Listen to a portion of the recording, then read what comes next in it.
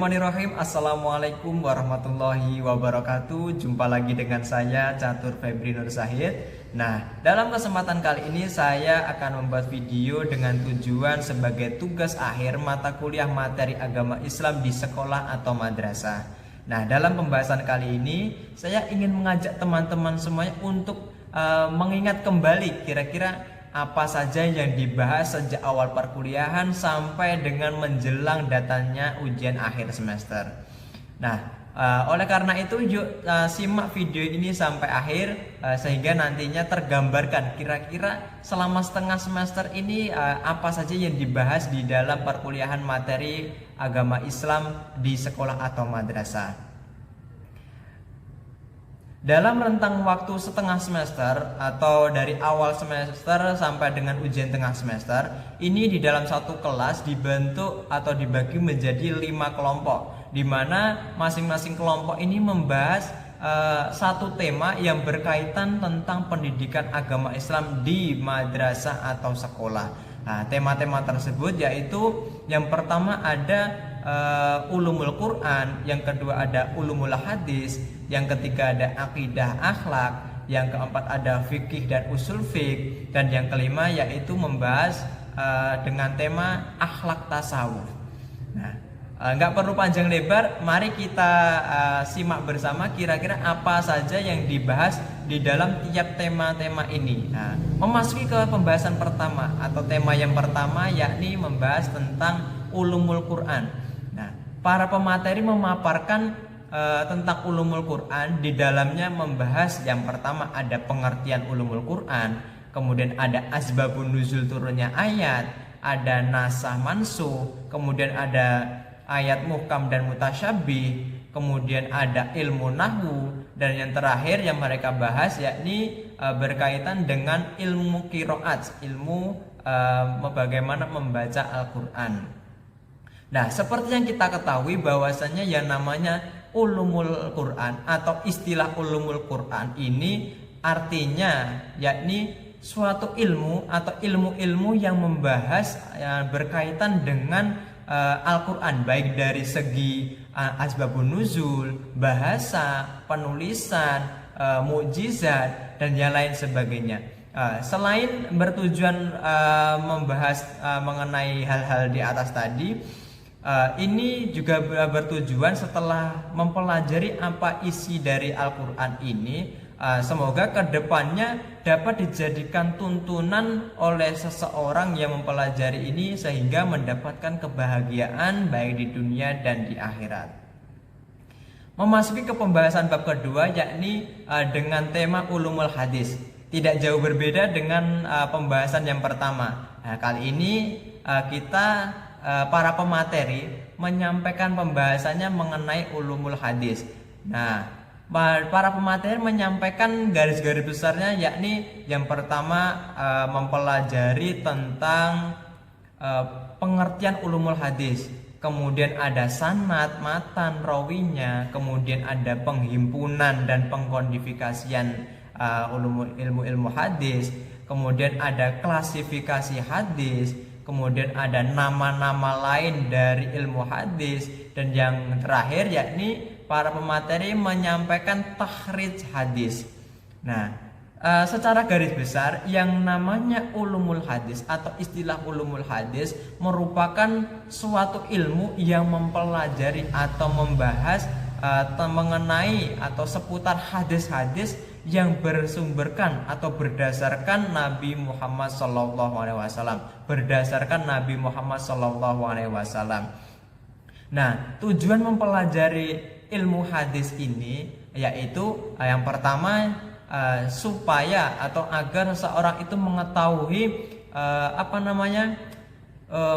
memilih hadis-hadis mana yang hadis sahih, mana yang hadis hasan, dan mana pula yang hadis dhaif, sehingga seseorang setelah mempelajari ilmu hadis dapat membedakan hadis-hadis ini sehingga dapat menjadikan hadis-hadis ini sebagai pegangan atau sebagai tuntunan dalam kehidupan sehari-hari.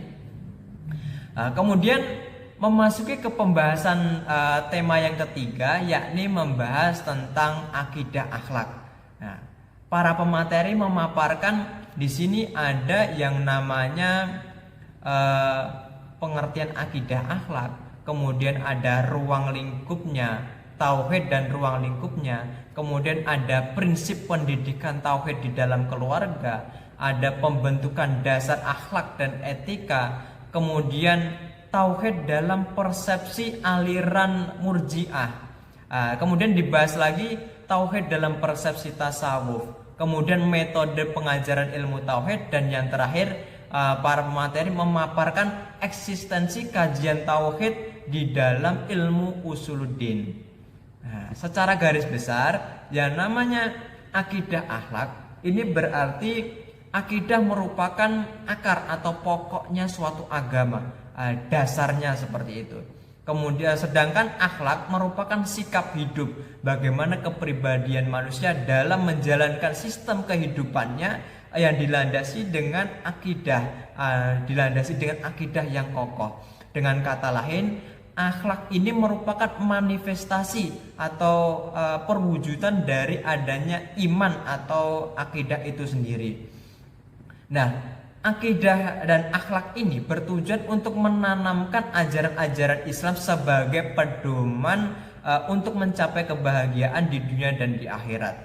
Manusia sebagai makhluk ciptaan Allah yang diberikan kelebihan kepadanya berupa akal pikiran yang dapat membedakan dengan makhluk-makhluk yang lainnya. Memasuki ke pembahasan tema yang keempat, yakni membahas mengenai fikih dan usul fikih. Di mana di sini ada dua gambaran, tema, ada fikih dan ada juga usul fikih. Seperti yang kita ketahui bahwasanya yang namanya fikih atau fiqh adalah ilmu yang membahas tentang hukum-hukum syariat yang berhubungan dengan fi'liyah atau amal perbuatan dan yang diperoleh melalui dalil-dalil yang secara terperinci. Nah, sedangkan yang namanya usul fiqh sesuai dengan namanya usul atau asal ini didefinisikan sebagai ilmu yang mengkaji tentang dalil fikih berupa kaidah-kaidah yang untuk mengetahui cara penggunaannya, mengetahui keadaan orang yang menggunakannya dengan tujuan mengeluarkan hukum amali dan dalil-dalil secara terperinci. Nah, selain membahas mengenai pengertian fikih dan usul fikih ini, para pemateri juga memaparkan ya di sini ada mengenai ibadah, ada puasa, ada zakat, kemudian ada identitas usul fiqh, kemudian ada yang namanya keabsahan uruf dan juga maqasid syariah yang dijadikan sumber Islam. Yang terakhir yakni para pemateri membahas tentang ijtihad dan mujtahid. Kemudian memasuki tema yang kelima, ini pemaparan materi yang terakhir, ini berkaitan dengan akhlak dan tasawuf. Sebagaimana yang telah disampaikan di atas bahwasanya adalah disampaikan akhlak seperti itu tadi. Ini akhlak yang bersumber dari Al-Quran dan As-Sunnah yang menentukan nilai-nilai mana yang baik dan mana yang buruk, mana yang layak dan mana yang tidak layak dari perbuatan, kelakuan, sifat atau perangai tersebut. Nah, sedangkan ilmu tasawuf ini ilmu yang mempelajari usaha-usaha untuk membersihkan diri, untuk berjuang memerangi hawa nafsu, kemudian mencari jalan kesucian dengan makrifat menuju keabadian, saling mengingatkan antar sesama, serta berpegang teguh kepada janji Allah dan juga kepada syariat Rasulullah untuk selalu mendekatkan diri kepada Allah demi mencapai keridhaannya. Pada dasarnya tujuan pokok akhlak ini adalah agar setiap muslim itu memiliki budi pekerti, bertingkah laku, berperangai sesuai dengan ajaran Islam. Nah, ibadah-ibadah inti yang ada di dalam Islam ini sebenarnya semuanya itu memiliki tujuan sebagai pembinaan akhlak mulia. Misalnya seperti sholat, bertujuan untuk mencegah seseorang untuk melakukan perbuatan keji dan mungkar. As-sholatu tanha 'anil fahsya'i wal munkar. Kemudian ada zakat. Di samping zakat ini bertujuan untuk menyucikan harta, juga bertujuan untuk menyucikan diri dengan cara memupuk kepribadian manusia dengan cara membantu sesama, meringankan beban sesama. Ada contoh lagi yang namanya berpuasa. Selain bertujuan untuk mendidik diri, untuk menahan diri dari hawa nafsu, dari syahwat, ini juga sebagai bentuk pelatihan bagaimana kita merasakan susahnya seseorang, bagaimana susahnya, bagaimana nasib-nasib orang yang serba kekurangan. Ini sebagai pelatihan diri seseorang. Nah, kemudian dengan demikian tujuannya secara umum ini akhlak tasawuf ini adalah untuk membentuk kepribadian seseorang muslim, untuk membentuk kepribadian seorang muslim dan agar memiliki akhlak yang mulia baik secara lahiriah maupun batiniah. Nah, demikian pembahasan kira-kira pembahasan dari awal pertemuan sampai datangnya ujian tengah semester.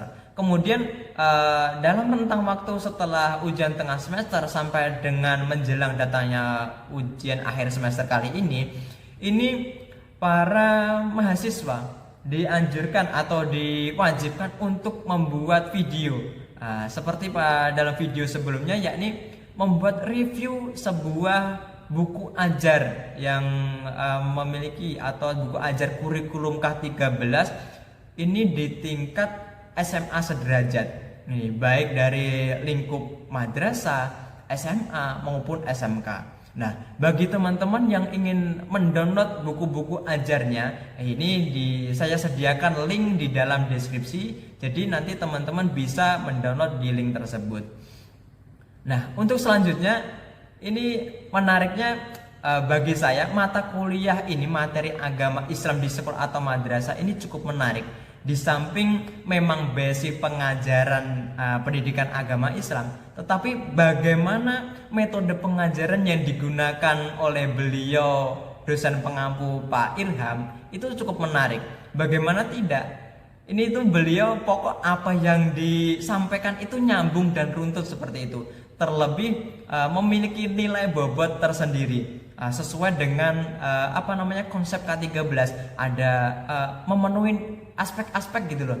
Ada aspek spiritual, ada aspek pengetahuan, ada aspek sikap atau sosial, kemudian ada skill. Jadi 4 aspek ini terpenuhi semuanya oleh beliau. Jadi enak banget untuk didengarkan, untuk ditelaah seperti itu. Namun terlepas dari itu, sayangnya di ujung pertemuan menjelang ujian akhir semester ini, yang pada mulanya diagendakan para mahasiswa ini untuk praktek mengajar, ini tidak terrealisasi secara keseluruhan. Hanya 1 kali pertemuan yang dilakukan praktek mengajar. Jadi tidak semua mahasiswa itu kebagian untuk praktek mengajar. Jadi saya rasa hal ini ya sangat disayangkan, sehingga nanti kan keseruan dari teman-teman ketika praktek mengajar bagaimana itu kan belum dapat diketahui secara keseluruhan. Namun secara keseluruhan bagaimana beliau mengajar dapat dijadikan contoh para tenaga pendidik, khususnya bagi kami para mahasiswa ini. Nah, demikian sedikit gambaran atau refresh, kemudian ada kritik saran dari saya. Ada kurang lebihnya saya mohon maaf. Wallahul muwaffiq ila aqwamit thoriq. Wassalamualaikum warahmatullahi wabarakatuh.